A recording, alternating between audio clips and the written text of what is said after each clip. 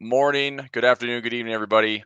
Welcome back to another session of the Trading Battle. I'm your host, Chris Pulver. Nice to be with everybody today. We have an excellent show, excellent session today. Two seasoned traders here to battle it out.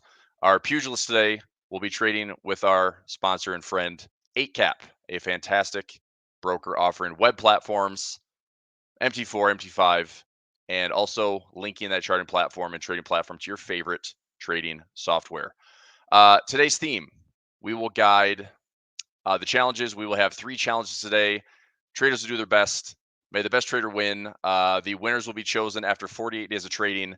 And if anybody out there has been following along for the last 24 hours, we had an interesting Monday, Bloody Monday, or call it a tomato pie, or call it a whatever you want. There was a sea of red through most of the markets, rippling through the Asia markets that kind of festered its way and snaked its way into the U.S. markets. And so interesting to say the least. I would say even a day to remember. The volatility index, the VIX, the second largest single day spike. This even overshadows COVID. This even on a day-to-day basis, one of the biggest moves since 1990. It was just absolutely nuts yesterday. And we're going to talk about that. So it's time now to introduce our gladiators, our pugilists, our traders extraordinaire. I'll first start with the man in the blue corner, an active day trader and a former professional rugby player while studying university. This trader, James Bruce, will be donating his proceeds to Bloom Special Needs School. I think James should come on in, introduce himself, say hello. Good morning, James from South Africa. How are you today? Good and you, Chris. Good to be on. Good. Nice to have you, man. As James came on, I noticed hanging out in the background. It's in the afternoon his time, so myself and Hunter up in the wee hours of the morning. It's 7:00 my time. I think Hunter's even earlier than me. But James is hanging out. James works with ASFX and ready to rock and roll today. Yeah, that's correct. Yep. I used to play professional rugby, but now turned to part-time golf on the weekends. So, part-time golf. It's a little safer, probably. For sure. Very nice. All right, James, your adversary today in the red corner, a trader so cool, the guy only needs one name, and he also just lives on an island in a mountain, and this is Hunter. Hunter's a martingale system trader and a spearfishing enthusiast, ladies and gentlemen. Please welcome Hunter with a cool yak background and a soft, soothing voice to tame the market today. Yeah. Cheers. Beautiful. Yeah. I actually got that picture just as I was moving in from Winners, just walking through the mall. I seen it in the window, and I had to go in and buy it just for the trading purposes in the background. Yeah, that became a very popular thing the last couple of years. I think a lot of Instagram moms had the yak as a big influencer in their houses. Yeah, that's what I strive to be. Right, exactly. Who doesn't? All the influencers out there. All right, guys, let's first unpack. Let's unpack yesterday. James, I'll start with you. I just want you to give the audience out here, how was your trading day yesterday? Did you see this coming? Were you positioned for it? And yes, no, indifferent. But what did yesterday look like for you? What did yesterday feel like for you? Your thoughts? Yeah, I did take a hit on my little bit of a longer term portfolio where I'm a little bit younger, so I can be more invested in some tech stocks and stuff like that. But I did have some positions on those that were running a little bit in profit side. Some runners on particularly Tesla. I had a nice run up on that in the last couple of months from about 185 to 220, and obviously did peak at about 240 in the last couple. But yeah, long-term portfolio took a little bit of a hit, but day trading side of things, I actually stayed flat yesterday on the intraday type of stuff. After seeing the VIX, the VIX at one stage was up about 120% yesterday, as you mentioned. The biggest spike since 1990. So I wasn't even born then. So I kind of stayed flat yesterday on the intraday type of thing, and just managed my longer-term portfolio, got out of some positions. But yeah, I wouldn't say what I was expecting it, but I think it's a good healthy pullback, I guess, after we've had such a bullish run in the last couple of months. Sure, and bullish run. Look, I think I take yesterday as not only we've had a bullish run, but we've had an extremely low volatility bullish run, and so we can call this, Volmageddon 2.0. I think a lot of smart macro enthusiasts out there were talking about this, expecting this to happen. But we go back to a correction that we had in 2022, where even this might have been even closest to what we saw with a 1 month cycle through COVID in 2020. That's about how hard it hit for a lot of people. And anyway, Hunter, your thoughts? How was yesterday for you? Yeah, I'm actually not invested at all in traditional markets. I only invest in crypto markets. So I've been watching crypto markets, and this seemed very, very obviously planned out. If you're looking at the monthly candles, you're seeing losses of that all-time high regain those lower levels. And I was actually expecting this crash, and I bought up sub 50K. So we're in the green already. Very nice. So let's talk levels for a moment. If we want to, we can let's spin this into the first challenge. So let's go challenge number one. We're just going to theme it. It's hedge. I think this is super appropriate for what happened yesterday. If you were hedged, perhaps it helps you mitigate some of the risks that we saw yesterday with such a dramatic volatility event. You know, like James mentioned, the VIX was just on the day yesterday. I think we had a move from open of the VIX to the high. We peaked up around 65 and change. It's about 180% move in the VIX. Crazy day. And basically what this is showing is, at one point, the market was expecting to see about a 65-point move in the S&P 500. So we've quickly faded back, as this instrument typically does. Volatility index right now reading about 32.45, which is still quite elevated considering most of this year was spending its time in the teens. So our first challenge, gentlemen, place a trade using a currency pair of your choice, and your opponent must trade the hedge. So Hunter, because it's early in the morning for you, I'm going to let you go first. Yes. And I'll let you pick and then let James hedge. So what's your choice? My brain's going to work better in 15 minutes, actually. Obviously, I'm picking the NASDAQ. It's the only thing I day trade. The direction seems rather obvious to me if I'm looking at the higher time frames, right? So it does look like we got the closes that we want to see for the hourly and the 4-hour, et cetera, the daily and everything. So yeah, I'm going to be short on the NASDAQ. Okay. And duration wise, are you short? So per our challenge here, we're going for about 48 hours before trades close. Are you looking to just simply day trade and try to scalp something today and just book some profits? Yeah, I only trade 5-10 minutes a day in the mornings. Got it. Now the interesting thing is I'm going to be trying to do this before the market open, which I never do. I always do it a few hours into the New York session. So we'll see how that goes. Sure. Yeah. Okay. So it's a completely different market when New York's not up, and right at 6:30 of my time, it's going to go crazy haywire. So hopefully we can bang out something before it does something nuts, and because I don't think I could trade it during the actual open.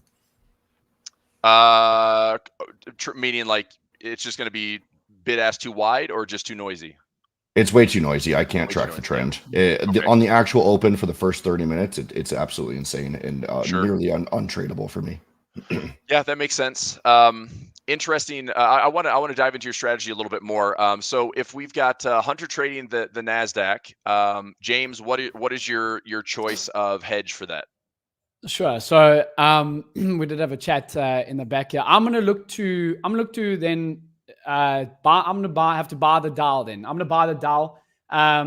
We have actually seen a little bit of rotation between the Dow and the NASDAQ, where last week or 2 weeks ago when the NASDAQ and S&P were coming down, we did see the Dow actually rally a little bit. So if I'm going to trade the hedge, I'll look to place a trade on the Dow, which is obviously quite more of an aggressive move as well. So we'll know very quickly if I'm right or wrong.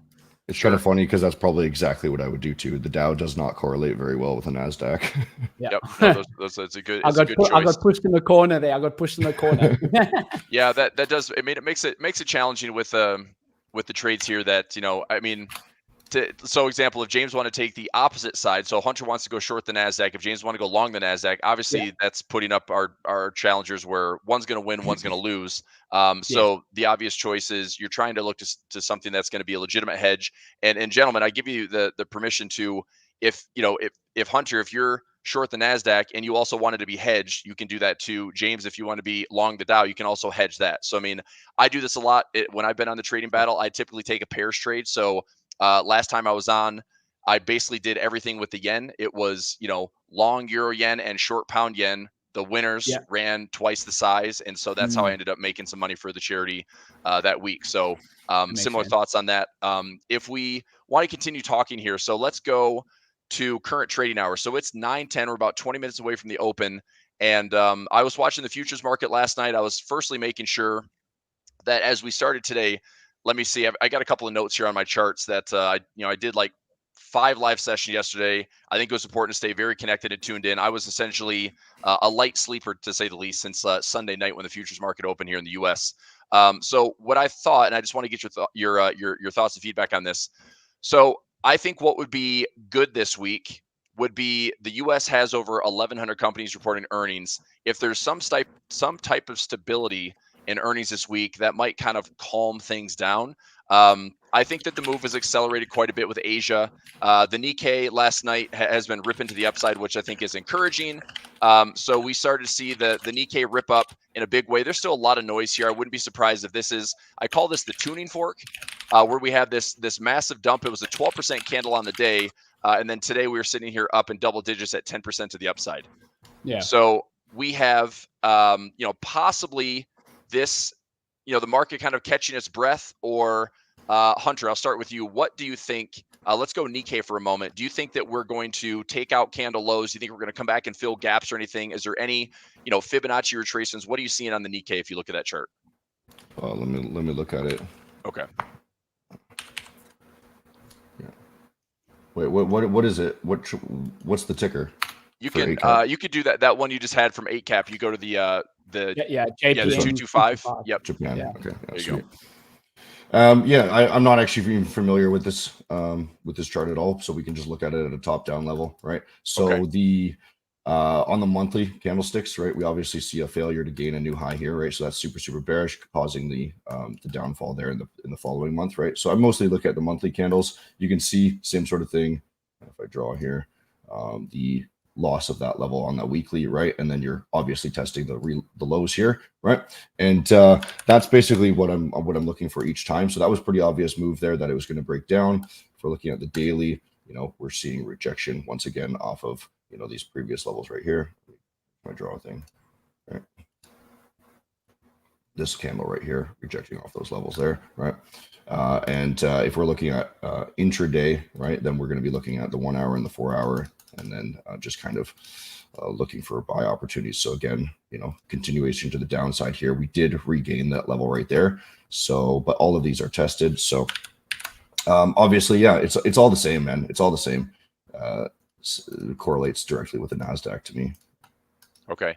All right. Well, let's James, any thoughts on the Nikkei? Do you think that was part of the contributor to why the U.S. market opened so ugly? I mean, we had 4% and 5+% gaps yesterday in the U.S. S&P and the NASDAQ, and that was because we had a 12% dump in the Nikkei. The Japanese yen was up to one of the biggest levels. Now, this does, I don't know if you guys have ever experienced this in the forex market. 2020 we had a little bit of one. 2016 was Brexit. 2015 was Swiss National Bank. 2014 was a bit of an oil crisis and a dollar rip.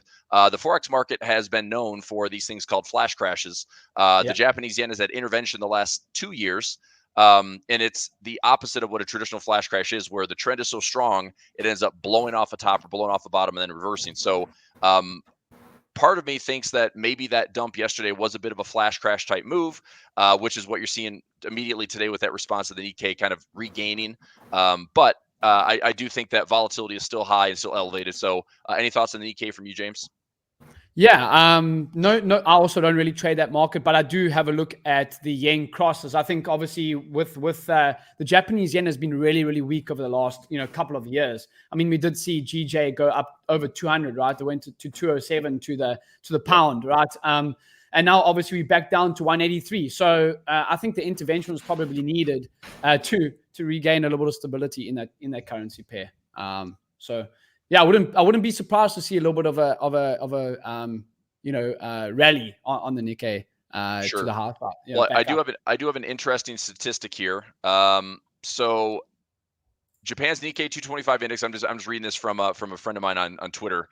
Sure. Declined over 17.5% the last 2 trading days. So we had a 12+% dump plus the additional drop. I mean, from last week Friday to Monday, or Thursday, Friday, Monday. So this is about a 3-day decline. The Japanese Nikkei 225 declined 17.5% over the last 2 trading days. It's the largest 2-day decline in history.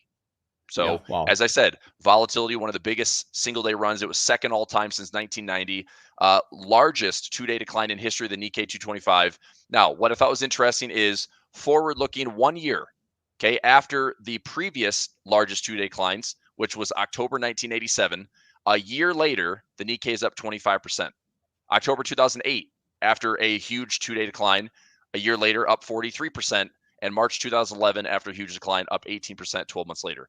So I'm not suggesting or saying that we are, guaranteed to go up in the Nikkei, but I will say that after that type of cleanse, I think getting a pullback, and for most long-term investors, this is an opportunity to be a buyer. For short-term investors, and this challenge, for example, these battles that we're doing, you guys have today to trade, and you have the next 2 days to run. So, Hunter, I saw your comment there. I mean, if we are trading, feel free to trade how you trade. If you're a day trader and you're in 5 and 10 minutes, you can do that. And just, if you want to, like, trade today and trade the next couple of days, and you essentially have this 48-hour window to trade for your charity and donate your proceeds. Right. Yeah. So, I don't want to be here to like disrupt your style.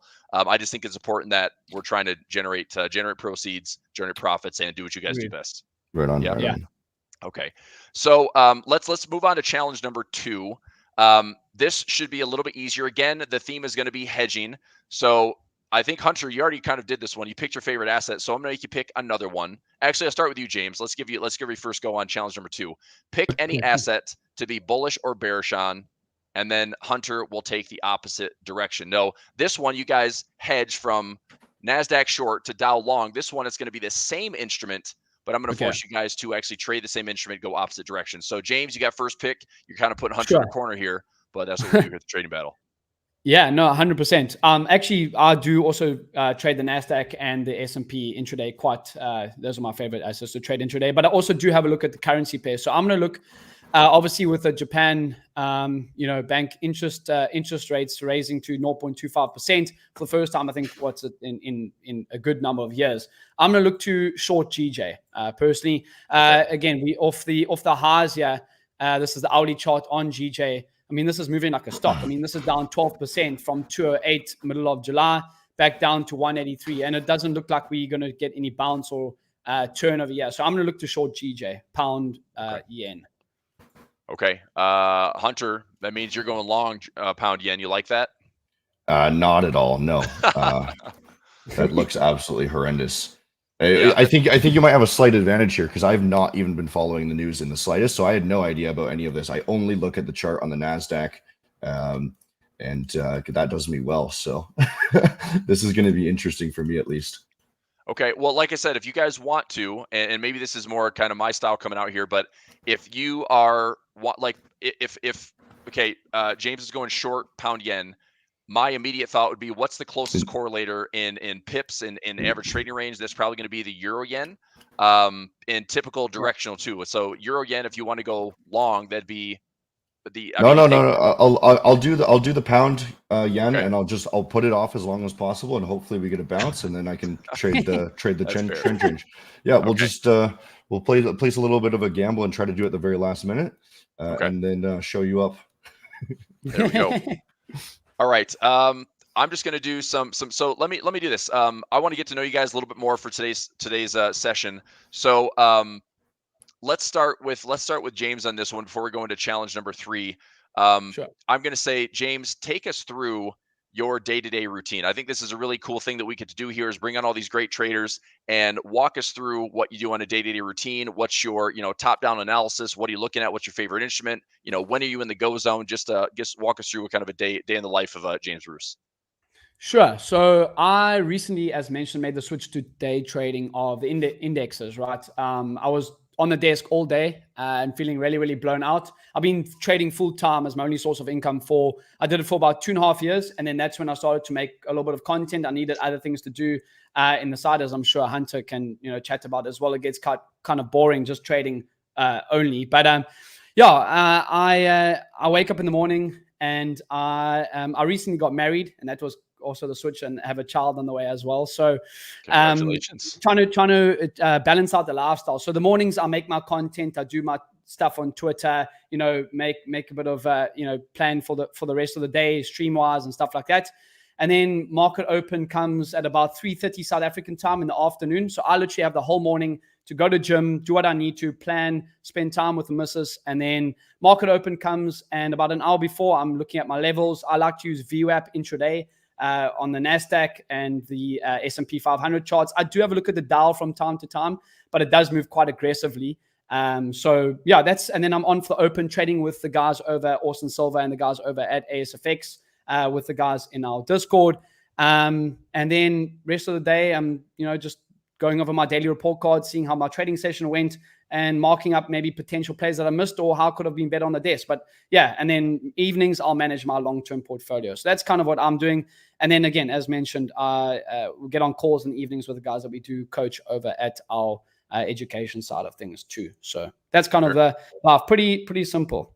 Very nice. So markets traditionally for you, what's your trading window for you? You're in South Africa. So Yep. what is it? So are you trading the U.S. markets when it's Yes. U.S. time? So what is it for you? It's like 3 p.m. Yeah, so I'll get on about 1 p.m. South African time beforehand, and then so about 1 p.m. to 6 p.m. South African time. That'll be about 2 hours after the open. I'll have traded the open, and then I'll come back in the evening and see my longer term portfolio position. But I would have mainly been out of my intraday positions because I'm normally scalping on the 5-minute, 2-minute time frame on the indexes intraday. Gotcha. After the open, same as what Hunter was mentioning. I tend to also wait for the open. I like waiting for that opening range breakout or the initial balances. With edge fill, I like using those statistics, and I look to take positions from there. I'm looking for maybe a couple points, 30, 40 points on the NASDAQ, 50 points on the NASDAQ, and then if I'm trading ES, 10 points, either way. Okay. Very good. I'm jealous that you get to start your day at 1 p.m. versus Hunter is probably early on like I am. I mean, it's usually my day wakes up at 5:30 and to the markets in the session at 6:30, and sometimes I'm going until a solid 2 o'clock if I'm drifting in the currencies. So the days can get a little long out here in Mountain Time. But Hunter, you're even further west than I am, and it's even earlier for you. So is this a normal thing for you to be up this early? Is this about right? Or you kind of going to that like 10, 11 o'clock Eastern time? Because it's what 6:30 your time right now. Back in the earlier? 6:30. Yeah, 6:30. Back in the day, I used to try to stay up all night and trade, but ultimately my priority is Maven now. So I wake up at a normal hour, 7 a.m., something like that, right? Okay. And I just skip the open. My trading is so much different than probably most traders around here. I only care about the money. I don't use R. I don't use percentages anymore. I don't use points or pips or anything like this. I only look at how much money am I making each day. I want $300. I use prop firms to trade with, and then ultimately the whole goal is to convert that $200 investment to buy the account into a multiple $1,000 pullout before I blow the account. Right? It's a little bit different strategy. I don't trade my own money at all at this point. Okay, very interesting. So let me this. I want to give you guys a platform to give a shout out to the charities that you're trading for today. James, I've got your charity here, Bloom Special Needs School. You want to take a couple moments to talk about that? Yeah, sure. So Bloom Special Needs School, my wife actually used to work for them. They are a special needs school that help autistic children with special needs to live a better life, essentially, in the short form. But I have a couple of family friends, children that go to the school, so quite close to me. Very nice. Very nice. And Hunter, your charity, I've got the Calvary Chapel West Shore. Is that correct? Yeah, it's just a local church in my area. Okay. Nothing too special about it. Sure. Very nice. Well, hopefully there's something special coming their way with you guys winning out the battle this week. So I think it's a good time let's get our third challenge out there. And then I just want to talk shop and talk trading for the rest of the session today, gents. Yeah. So what we have here for challenge number 3 is asset in the direction of your choice. And this is where the followers, the viewers, everyone watching today gets a chance to see how you guys think. So James, I opened up to you early on what's your daily routine. So Hunter, you take the platform here and talk us through your style. You're a guy that's only following the money. That's what matters to you. So give us a day to day in your trading. Yeah, man. I don't care if I'm right. I don't care if I got bragging rights or anything like this. All I want is money at the end of the day, and that's why I use prop firms, right? And I'm not even using my own prop firm. I'm using the futures market of another prop firm, right? And so ultimately, I started introducing a slightly DCA type strategy when I'm trading. I only trade the NASDAQ because I am trading on futures. And I am looking at basically the most simple thing possible. I only trade the NASDAQ. I look at candle body closes only, right? I don't look at the wicks or anything like this. The only importance of the wicks is to know if, for example, we've lost, we've tried to gain. Let me look at an example here. Let's look at Bitcoin here, right? So if we try to gain here, right, and we fail to gain that new level, and then we close it, that's a strong indication that we're going to be actually testing the other side of that range. I forgot how to use TradingView here. It's been so long. So we're going to be checking the other side of that range, and you can see that it kind of tested that. So I'm really just only looking at the candle body closes. If we fail to pass those levels, then it's a strong indication that we're going to test another level to the other side, right? So I'm looking at the higher time frame trends. When it does come down to actual entries, so maybe on the NASDAQ here, I'd be looking at, if I'm going to be day trading, I'm going to be looking at this. So we're going to see actually right now, I'd be short biased, which that's why I chose shorts for today, right? Because we actually closed beyond that level, essentially. Super, super simple. We're trending to the downside. So I'd be looking for entries here, right? Basically looking for any sort of pullback. There's a good pullback. And then I would just DCA possibly 1 to 2 times maximum. I don't do like the full on martingale. I do allow myself to close positions if I'm at, say negative, in a prop account, I would just blow the account, right? Essentially, and then start over. I've only blown one account after 4 or 5 months of trading. So we did do pretty well this year. And so you'd be looking for the entry, and then I'd be looking for a $300 profit. Simple as that. And then each day I would do the same thing. $300 every day gives me, a couple $1,000s per withdrawal. Very nice. Yeah. Very nice. That's fantastic. And look, I come from the land of I will trade anything under the sun, and I'm probably over positioned in a way where it makes people's heads explode. But I really like the simplicity that you're bringing to the table as far as this is what you do. I mean, do you deviate at all? It's like, is today kind of out of the norm of you're trading a currency pair, you're trading an index, and then if we go to trade a direction of your choice in another asset, what else are you going to pick here to kick off for challenge number 3? What are the requirements to pick another asset? I can. It just says trade an asset direction of your choice. So you've already got the NASDAQ, and then you're taking the let's go with pound yen Bitcoin. opposite. So what are you going to go with? Bitcoin. Yeah. Okay, fair. Yeah, I know Bitcoin quite well for the high time frames. Okay. I do super well with that. And as you can kind of see that's how the pullback would happen. I'd be in and out in less than 5 minutes. I never trade more than 15 minutes per day, simply because Maven takes all of my time, and I only trade whenever I have time available, essentially. Right. So I'm not trading the opens. I'm not waiting around for certain times. I'm going to look at the chart, and if it doesn't look super obvious, like I probably actually wouldn't trade today just because it's kind of on the line. Okay. If it doesn't look super obvious, I wouldn't enter at all, and I would just wait till tomorrow. Right? Okay, I'll only ever look once per day. I'll take only one trade per day.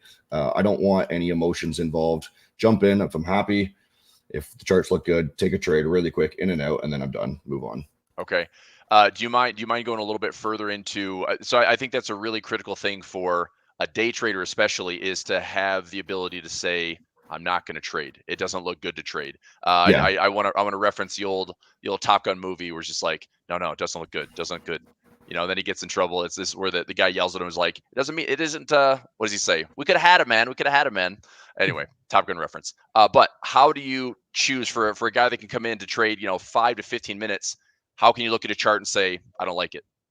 Just because you don't have the time and it doesn't look good, you're not going to take the trade? Is that simple? So I'm looking at, first of all, if there's any crazy news going on, just screw that day. I don't want to be involved. Okay. And I'm looking, because I told you, I basically look at the closes of candles, right? So if it's very, very obvious that we're going to be crashing, right? So right now, there's a massive wick kind of forming. We're a little bit iffy here. If I'm not super confident, then there's no reason to trade. I'm just going to look at it. If it's not obvious, you know what I mean? Like if it doesn't bother me not to trade, I'm just not going to trade. Sure. Because there's the trick is, back in the day when I was just a trader and YouTuber, right? I had nothing better to do. So I would sit there and watch the charts all day, and I would fuck up half the time, right? So now I'm busy all day, right? So I don't have more than 15 minutes. Gotcha. Well, the fact that we're getting an hour with you, that's pretty special. Perfect. Yeah. Yeah. Hey, well, it's actually a blessing in disguise, right? Because the reality is, if you're sitting there stewing over the markets all day, you're going to mess it up, right? So if you only jump in for 15 minutes, great, looked great, in and out. Okay, I'm done for the day. I have no emotional attachment anymore because now I have something better to do, right? Yeah. I have to go work on something. Great. I don't have to trade today, so I have other options, right? Yeah. Okay. So you're choosing Bitcoin. Let's give James the floor here. And James, what's your asset direction of choice? What do you want to do? And then walk us through your, start to finish. And by the way, I mean, whenever we're placing trades here, guys, just shout it out. Let's share the screen and let's see what trades and positions we have on. We'll do a scoreboard check before we're done today. But James, challenge 3, what's your asset? What direction? And walk us through it. Sure, I'm going to be trading the DAX to offset my hedge from the US 30 longs. So I'm going to trade the DAX to the downside. I do like trading the DAX now and again in the London session, but also in the New York session too. It's actually one of my best performing assets of the last day trading of the last couple of months. So I'm going to look to trade the DAX short. I like using the VWAP. So I like using for my bias as an intraday trader. I do like using VWAP. So volume weighted average price from yesterday and today. The black one is today, the blue one's from yesterday. We're trading below both of them.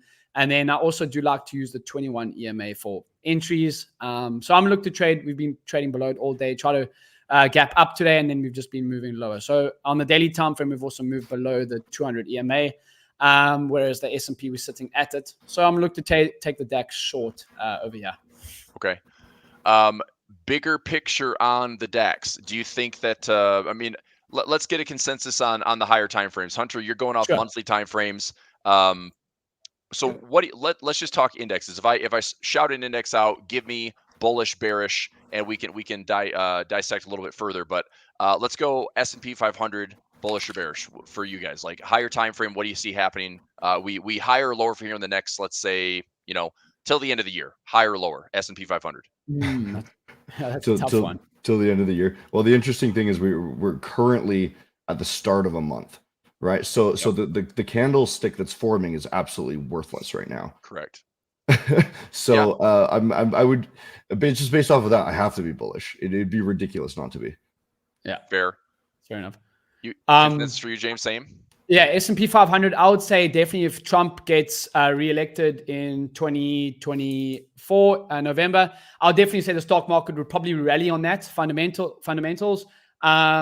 So I'm gonna have to say bullish. It's hard to bet against the stock market, right? I definitely think that we are due for a little bit of a pullback, but it's tough to bet against an index that just has been moving up for the last 50, 60 years, right? So I'm gonna say bullish end of the year, particularly maybe even more if Trump gets reelected. It's interesting because seeing that you're actually incorporating fundamentals, which I don't track the news in the slightest.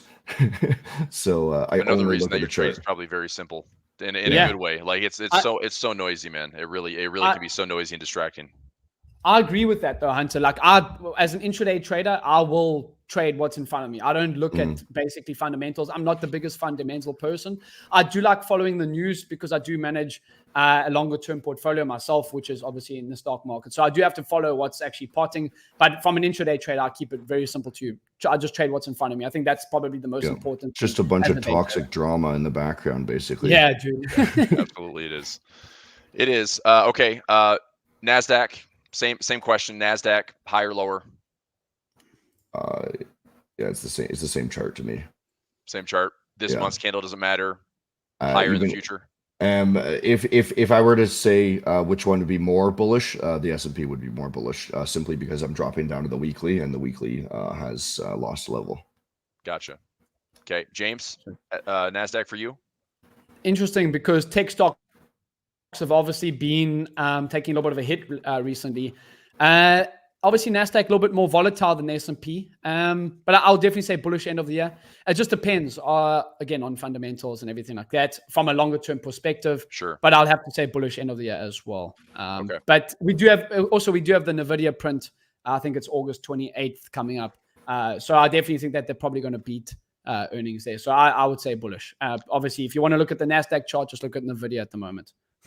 Yep. We have earnings. It's going to be an aftermarket earnings on Wednesday, the 28th. So we'll round out the month, and that will be right after Jackson Hole, I believe, which is another fundamental thing. So, my experience in the month of August is So Forex is usually a high low in August or a transition month. If we've been sideways, we're looking for breakouts. If we've had trends, we're looking for tops and bottoms. I see August, have kind of labeled it for years as a high low month or a transition month where we break out from a consolidation range, and going into August, it tends to be kind of sneaky, like middle of August, late August. And so I'm very curious to see, with kind of a lack of data. I mean, I'll talk fundamentals for a second here.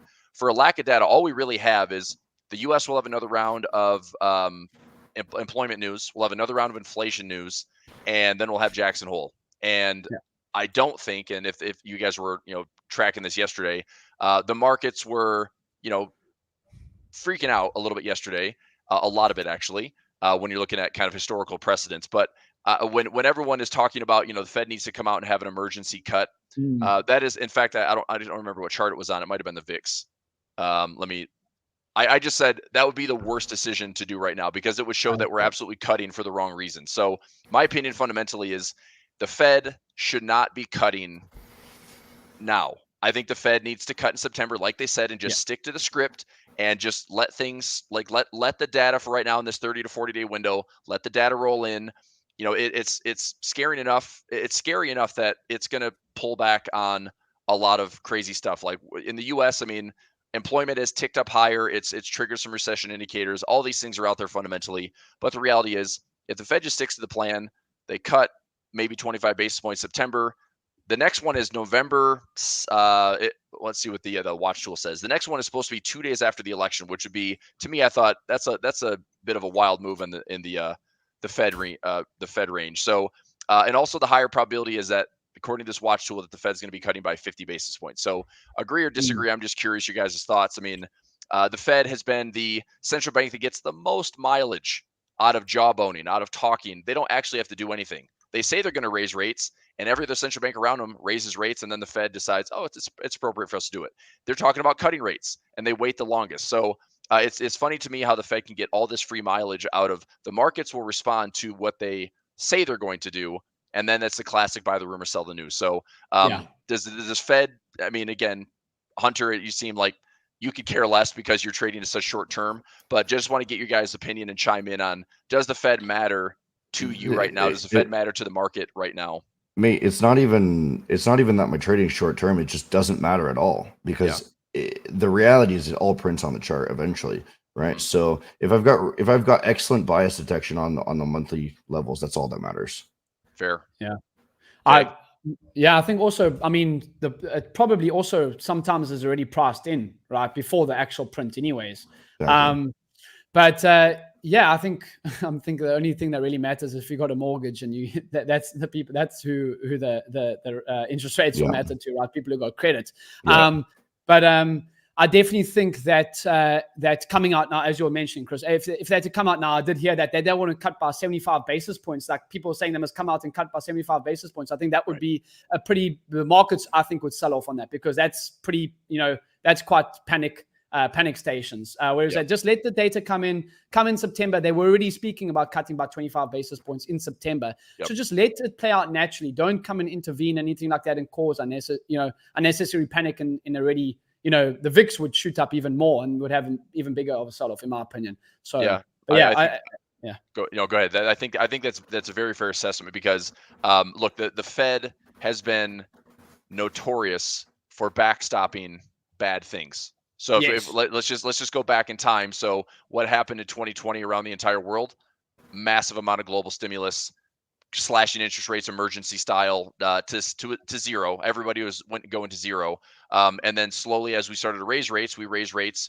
And I mean, look, in the US, pretty lucky that we saw the difference between monetary policy, which was a tightening cycle, and fiscal policy, with the government spending a pretty excessive amount. And so what we experienced for the last 3 years, from the little blip in February, March of 2020 into the rest of that year as a decade worth of discounts, which was incredible.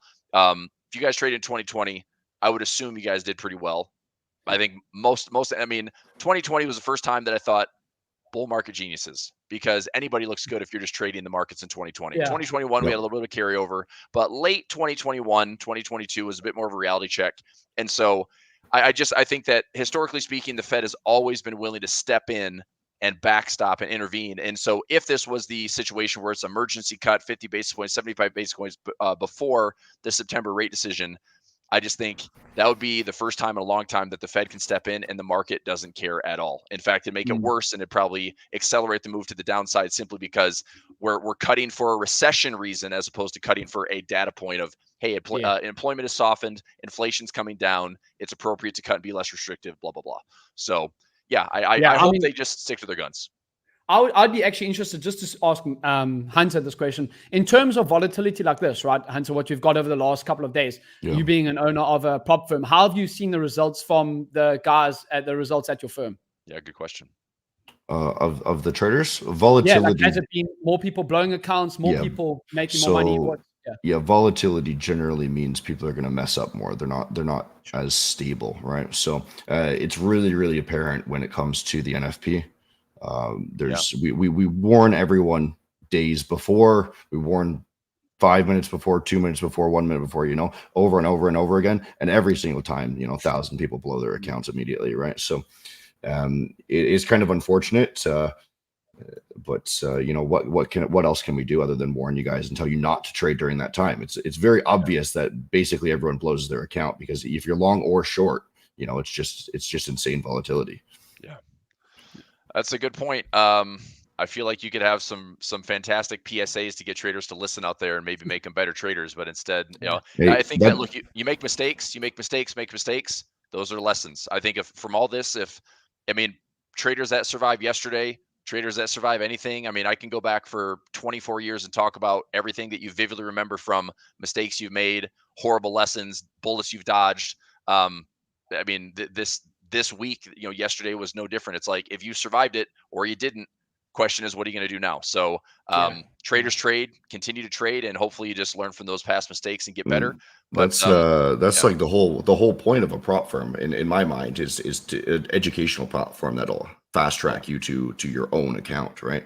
So that's what we're trying to do, and essentially is to teach them not to trade these times, because if you blow your actual funds, then that's a huge deal versus just a $19 thing. Yeah, for sure. I think also maybe something to chat about as well. I like following Crudeli and Pax, two of the greats futures traders of our time. They always say, like, the markets are still going to be here, whether it's a flash crash or whatever. What happened yesterday, the sun's still going to come up tomorrow, and you got to move on. Whether you made money or lost money, you got to just move on. Yeah, it's true. As Ted Lasso says, be a goldfish, right? Yeah. Nice. Okay, guys, do you have any positions running right now? We have some P&L that we can show. Anything ripping? We're 13 minutes in the open, which I know may be noisy, and there's no pressure to actually force the trades. Hunter, if you're a bit of a throw the reel out there and just wait for something to bite. If you're liking something, we've got some open P&L. Let's share it, guys. Yeah, I've got mine up here at the moment. I'm obviously short the DAX, short pound yen, and then I am long the Dow. I'm down $61 at the moment on my position. That's I haven't even looked at the chart yet. So that's what's great about my trading is I'm focused on talking to you guys. So once I decide to trade, I don't want to have a trade running here while talking to you guys. I wouldn't be paying attention, right? That's the thing, is I can't have a trade running in the background. What I'm going to do is I'm going to spend 30 minutes, an hour today, and I'm going to do nothing but focus on the trade, and then I'm going to go back to work, right? Gotcha. And because I can't do two things at once. It really messes up your mind. Sure. It's so refreshing to hear, because I'm the complete opposite. If I showed my screen here, here's my my account. Here's some of my positions, and wild. It's a little wild, right? This is just a typical day in the life of my trading. So got lots going on. Got some futures. Got some Mag 7s. Got some old SPAC plays. Have some energy. Have some Bitcoin. Have some gold. Have some silver. I'm all over the place. Plus, I got Forex accounts running, copier services, the like. So I don't know. Maybe mine's a little bit too much of a shotgun, but I do pretty well. I also think that what I am is I'm pretty darn diversified. So even in the event of yesterday, something is paying me while something is not, right? Sure. So there's always a trade-off where 2022, if it wasn't for hedging and the currency market, I would have made very little money. My trades in 2022 were inflation trades, energy trades that pretty much lifted my first half of the year, and then the second half was just hanging on for dear life and battling out this, this little reset and reality check the markets had. But currencies made me a good profit for the year. 2020, 2021, 2023. This year, for the most part, has been pretty solid. Yesterday was certainly memorable. I just don't know if anyone's going to remember, August 5th and say it's a Black Monday event. I could see that as like a Black Monday 2.0, just to see what the talking heads will make it. But all right, guys, I want to chat about a couple other things. So, Hunter, you are primarily NASDAQ. James, what is your like instrument of choice? Are you like a single instrument trader every single day, or what's your favorite? Yeah, I'm at the moment intraday. I am looking at a few. I do look at the Nasdaq, S&P, and the DAX. Those will be my top three. Just depending on which day, depending on what offers me the best risk reward, I'll look at that. What looks the best? What looks the cleanest? I used to trade quite a lot of currencies, Chris, which I've actually, from an intraday perspective, the volume actually until now recently actually died off. My currency trading in 2020 was, as you mentioned, mine was also really, really good. That's where a bulk of my profits came from for the year. But then probably since about 2023, the volume has just died off in the currency market. Dollar index obviously been moving higher, quite strong, but I've actually moved across to the indexes. The reason being, as mentioned, I can't be on the desk from 8 in the morning till 6 in the evening looking at the charts. So I wanted to change the lifestyle and just trying to be on the charts for about 3 hours a day, looking to trade intraday. And that was a move. Obviously, in the mornings, there's a London session my time. I do other things in the mornings, my content stuff, try and build my brand, connect, with other traders, do the coaching services that we offer, and then in trade the open. So I would say still mainly the indexes now, but I do look to swing trade a little bit of currencies. And then Okay. Very nice. And I think that if there's a way as a trader to, cut off the obsession, I think we all get into this industry or get into trading for something that we are interested in. Maybe it's money motivation, maybe it's financial freedom motivation, but ultimately we find ways to make it work for us. I think that's what every trader needs to take away from this conversation is, Hunter, very focused. I mean, if he trades zero things while we're talking here today, it's because he's focused on us in this conversation. But as soon as we're wrapping up, he's going to be giving us, 30 to 60 minutes of his time going after these trades, trading for charity. And I think that's great. And so for him, 15 minutes a day, 60 minutes a day, I mean, a lot of good things can happen if it's like you do this every single day and you win, you lose, you walk away, doesn't affect you. Yeah. I just think there's so many good psychological things to take away from that because look, the market will never love you back. I spent many times, especially getting into serious trading in Forex where it's a 24-hour market. I've had many, 2 a.m. sessions where for me, it's London session. I'll trade at 2 a.m. I'll trade till noon and my day is completely ruined because it's like I just spent 10 hours at the charts, maybe to trade 30 to 60 minutes, maybe to swing trade for something that's going to take a couple of days. Yeah. But for me, 8 to 10 hours in front of the chart outside of maybe grabbing a drink of water or something, it's like it's exhausting. And so, that's why I adapted my trading style. I used to have an entry requirement as well. And now the entry requirement is basically slight pullback, right? Because you don't want to be sitting there waiting all day. And that's so frustrating. It's more important for me to run the company, right? Than to get a profitable trade, right? So to sit there for 8 hours just to fuck up my whole day, right? That'd be much more damaging than blowing $300. Sure. And also too, I mean, the mental toll that it takes to make those mistakes. I mean, the typical cliche of loss aversion, which is it hurts more to lose than it does just to take wins, So I mean, if you get to the point where you can at least take a loss, let it be just tiny little scratches as opposed to this giant wound that can never heal. I mean, there's a reason that traders and investors and funds, for that matter, make their entire career out of being bears, because when it happens once every 4 years or once every 8 years, it's like, like the Stanley Druckenmillers of the world make a fortune. But I couldn't imagine sitting and doing nothing for 3, 4, 5 years and just loading up and having this be my bet. But I mean, you can look at all the market wizards and all these amazing things these people have done, but at the end of the day, it was just a decision, and they could have been wrong. It's like legendary status of like, oh, the Warren Buffett. Well, if Warren Buffett didn't put most of his income or his trading capital into Coca-Cola and have it be the stock that it was, I mean, maybe we'd have never heard of Warren Buffett. It seemed to me at the time a pretty aggressive decision.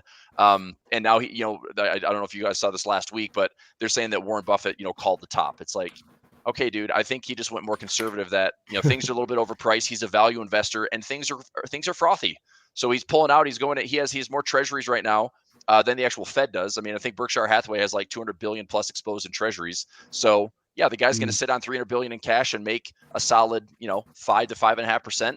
They start cutting rates, and I don't know what the duration is. Doesn't matter. But anyway, there's something in it for everybody. And I think two things to take away from today's session is, from James's side, got a content day in the morning, trades his window, work-life balance. Hunter lives remotely, look, I'm envious of that, man. I just took a fishing trip in California, and my buddy's actually, getting out of the city, moving to this little cabin. You got to go in, like, turn on the power, turn on the water. Yep. And it's a nice change of pace from what is typical, like, city living, suburban living, whatever. Yep. It's just like life is busy. And so to get out and actually have that, just that decompression, or just, look, this is a very specific energy that you give to the markets.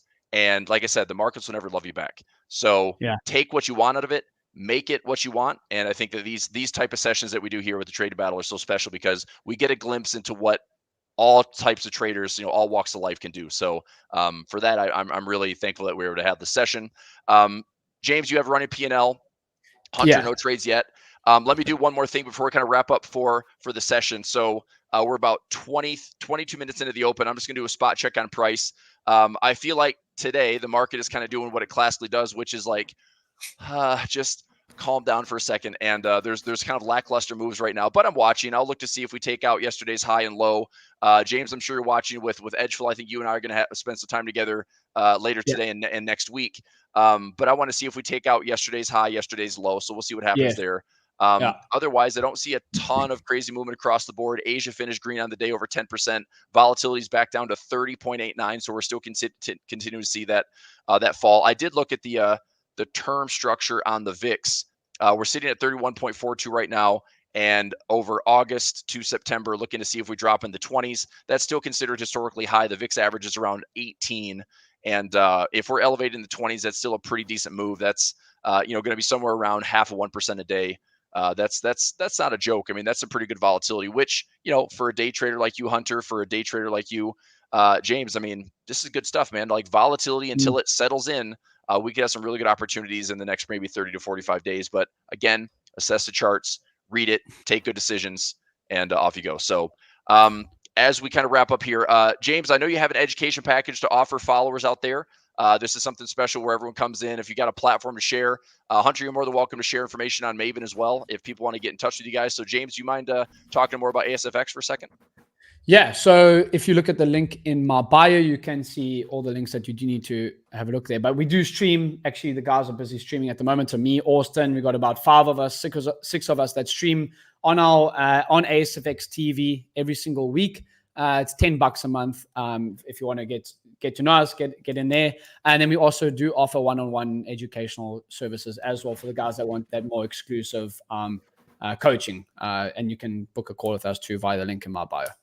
Very nice. Hunter, he officially said no educational offers, but you can tell us more about Maven. I mean, it sounds like you're a busy day today. So Maven is a evaluation firm or prop firm.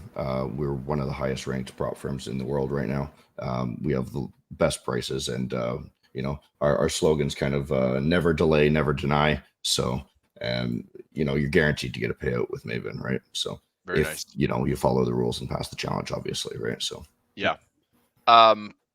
Yeah, I think it's excellent. And look, from a trader that, I mean, I've been fortunate where I've been looking after some capital for a while. I've seen a huge rise in prop firms over the last couple of years, especially. I think it's a really great space in the industry. But Hunter, do you mind speaking more on kind of the safety and security of prop firms and how to find a good one? I mean, again, I know when you're saying guarantee payout, like probably big thing number one would be that, because that's probably been the rumblings through the industry, which is prop firms that all of a sudden, they're here, then they're gone. So the interesting thing is, there's a lot of bad players in the industry, and it really gave a foul name for the industry itself. Maven, we actually do run spaces and live streams that kind of help break down the current state of the game, and we do that on Tuesdays. So if people do want to join that would be my plug, is watch these free live streams. And we can kind of discuss risks in the industry and whatnot. And it largely came down to people playing the game as I call it a growth only model, where they kept using their funds that they were making from the previous months to pay out the following months, right? Maven, we did something a little bit differently. Back September of last year, we seen that the market was basically following a very similar curve to Bitcoin was, where we have these giant euphoric ups and then come crashing down. So we really started looking at our data, and we spent about 2 months, me and the other partners, just yelling at each other for 12 hours a day, trying to figure out a system that didn't rely on new income coming into our business, right? So we could still pay traders despite not having any new revenue if something did happen in the market where we weren't able to get new revenue, right?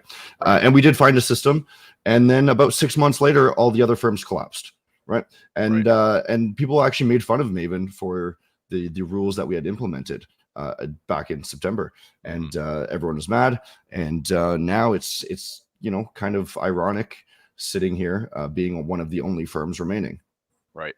Well, I mean, good for you guys, great for you guys, and I would encourage everybody that's watching this video today or hear this live, if you're interested in the prop firm space, go check it out, get that live stream, know what you're trading. I mean, just like we talked about today, if this is your favorite instrument and you know it well, I mean, that's how I started my real serious trading in the Forex days. Was the guy that I followed was a full-on fund manager. He only traded one currency pair a day. When the euro dollars moved about 200 pips a day, he was going in to try to scoop up 10, 15, 20 pips. That's all he did. So, I mean, whatever you're doing, from the assets you trade to the way you trade, just have a plan. And I know it's so simple, but it's like, have a plan, trade your plan, and keep trading. I think, do you guys agree or disagree with this statement? There's never a better time to be a trader than right now. Agree or disagree? Yeah. I mean, I 100% agree. Just to back on what Tando was saying, like I was trading personal capital, right? In 2018, 2019, 2020, yep. Even 2021, I was trading personal capital. I had private investors that invested into me. And then these prop firms started to come out. And I was like, well, I can use my personal capital and deploy it into other avenues, such as put a down payment on a house or whatever it is, or invest into the stock market and use the prop firm's capital to trade. So I agree with that statement. It's never been a better time to be a trader, a retail trader, because you got these prop firms that are willing to pay you out if you perform. And you got so much information at your fingertips if you use it correctly. So yeah, I agree with that statement. So just to argue for argument's sake, I do tend to agree, because the prop firm industry and everything emerging here is really, really great for newcomers to come in and make it very accessible. Now the problem though is the misinformation. You say all the information at your fingertips. At the same time, we come in with misinformation, and there's so many people that think that they're going to get rich quick. Right. And it's just not the fact of the matter. And that's why we have these educational programs around. Right. And that's why we have prop firms around is so that people can actually learn on their own time. Right. So a lot more people losing money, but it's a lot more accessible. Right. Sure. Yeah. Tools and resources are there. And I just say, look, get out of the mindset of look, trading is very rarely been the get rich quick, because think about the simple statistic of, if you win the lottery, most of the time those people that win the lottery end up broke within 5 to 10 years. So there's a way that, if you come into some money, learn how to manage it. If you're wanting to learn how to trade, it's one of the greatest wealth generators that you can have in the world, but it also will take just as easily as it'll give. So it's trading, and it's not for everybody, but certainly in the space that, all of us here offer educational platforms and doing things like this, where it's like the Trading Battle offers a spotlight for real traders and insights of what we do every single day. And what's nice about this is we all have our own style, right? I mean, so follow James, follow Hunter, get involved with the platforms, take advantage of the educational stuff they offer. And look, the Trading Battle, we're bringing together all these great traders, all these great minds, and making this show awesome out there. So, gents, as we kind of wrap things up for the day, We've got some P&L. Like I said, the winners will be decided here in the next 48 hours. It's going to be interesting that Hunter's been sitting and waiting, and then I just think like he's a bit of a stalker. He just goes in, picks out his prey, and then just goes in and grabs some profit and see how it goes. I'm actually playing around with it now, and I think I'm fucking it up. But all right. Well, for the trading battle, for 8-cap, and for your charities, guys, I wish you guys luck this week and the next the next 15 minutes, the next 24 to 48 hours. We want to see all the proceeds go to good causes. And thanks for being here, guys. It was nice to spend some time with you. Thank you. And we'll do it again soon. All right. Happy trading. Lots of profits, everybody. Take care. Okay, ciao. Cheers, guys.